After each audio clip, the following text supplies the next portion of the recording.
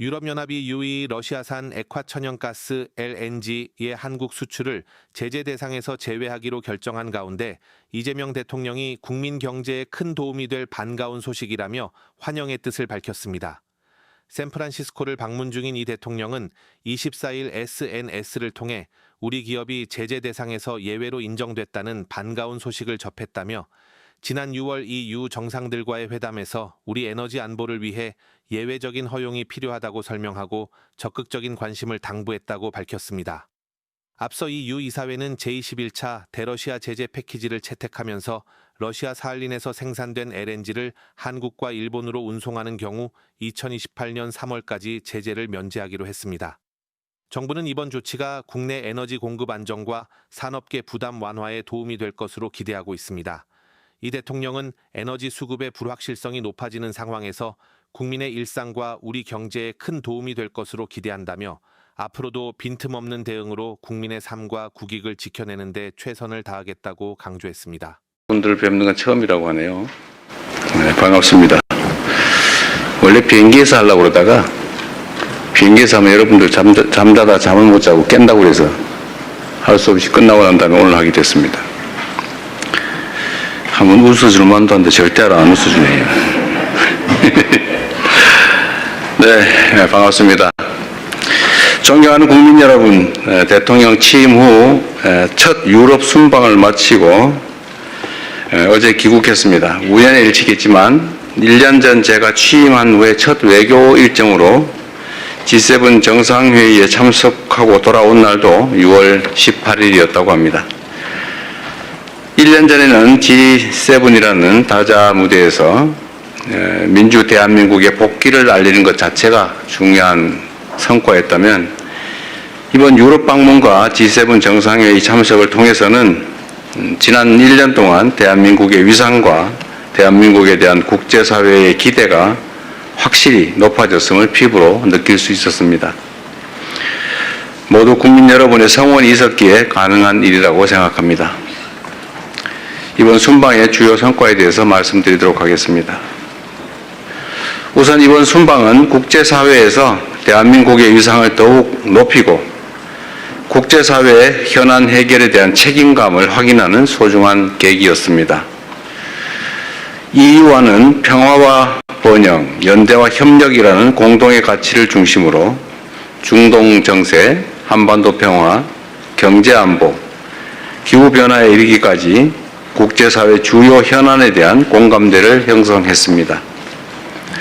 G7 정상회의에 2년 연속 초청받아 참석해서 우리나라의 국제적 위상과 역할에 대한 국제사회의 신뢰와 기대를 확인할 수 있었습니다. G7 회원국과 초청국이 참석한 2개의 확대 세션과 업무 오찬에서는 새로운 파트너십 구축과 국제연대 재건, 글로벌 불균형 해소와 공급망 안정, 안전하고 신속하며 효율적인 인공지능 도입 보장 방안에 이르기까지 글로벌 현안 해결을 위한 대한민국의 입장을 적극 개진하였습니다. 이 자리에서 저는 글로벌 경제 불균형 문제 해결을 위한 연대와 대화의 중요성을 강조하고 인공지능 등 다양한 분야에서 혁신을 촉진하되 안정성과 투명성, 책임성을 함께 확보해야 된다는 점을 지적하였습니다. 또한 중동 위기가 종식될 것으로 기대되는 만큼 향후 글로벌 에너지 공급망 강화를 위한 체계적인 해법도 함께 모색해 나가자고 제안하였습니다.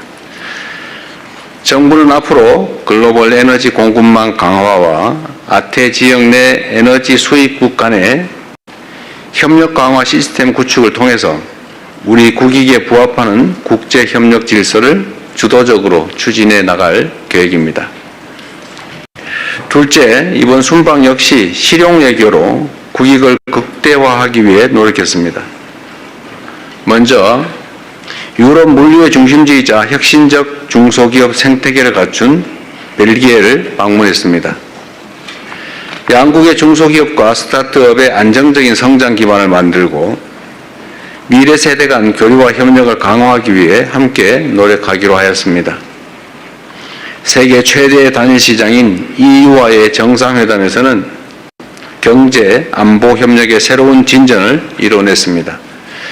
안정적이고 예측 가능한 디지털 교육 환경 조성을 위한 디지털 통상 협정을 체결하였습니다. 마약, 테러 등 초국가 범죄에 보다 효과적으로 대응하기 위한 승객 예약 정보 전송 협정도 타결했습니다. 이를 통해 한국과 EU 간 디지털 협력과 국민 안전을 위한 공조 체제가 한층 강화될 것으로 기대됩니다.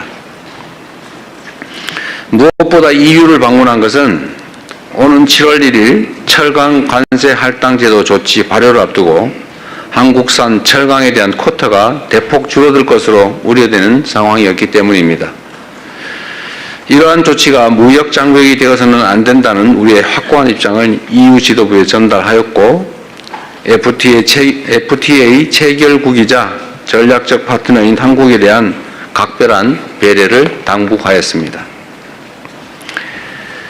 이탈리아와는 특별 전략적 동반자로 관계를 격상하였고 중소기업, 첨단 과학기술, 사회연대경제, 개발협력, 그리고 문화 분야 등 5개 분야에서 양해각서를 체결했고 1개의 협정을 타결하는 등 실질 협력의 폭을 크게 넓히는 성과를 얻었습니다.